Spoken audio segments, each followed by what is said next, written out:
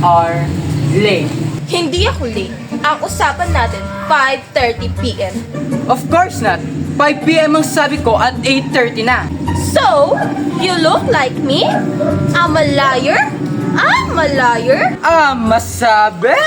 Ano nga malay ang pinagsasabi mo? Anong problema mo? Ate, you shut up. Ako, may pinag-aralan ng tao. Ang sama-sama mo sa akin. I'm just returning the favor.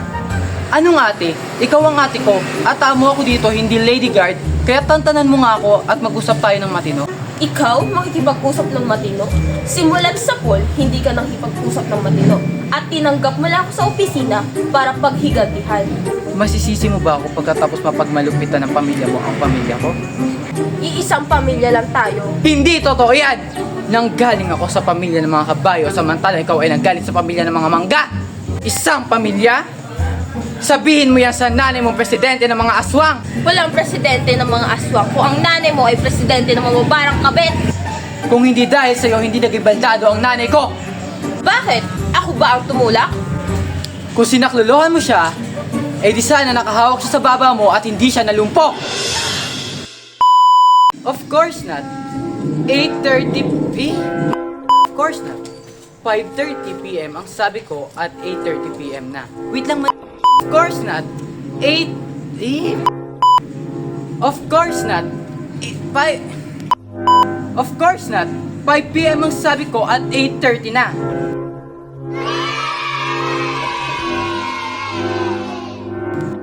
Masabi? Ano nga malayo pinagsasabi mo? Wait lang. Natawa ko. Ate, you shut up. Ako, may pinag-aralan akong tao. Ikaw, mali. Ate, you shut up. Ako, may pinag-aralang... Ano nga ate? Ikaw ang ate ko. Wait lang. Go! Yun na.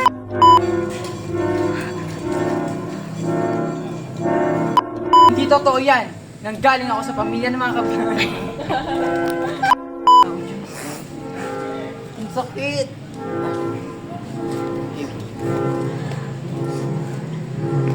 Hindi totoo yan. Hindi totoo yan. Nanggaling ako sa Hindi totoo yan. Si Angelo kasi Hindi totoo yan. Nanggaling ako sa pamilya ng mga mangga, samantalang ikaw ay nanggaling sa pamilya ng mga Sabi niya, oh! Sabi naman Walang presidente ng mga kabit. Diyan na yung tao, yung pagbilang mamaya. Sinaklolo mo siya, sana nakahawak siya sa baba mo, hindi siya nalumpo. Mali! Wait lang na.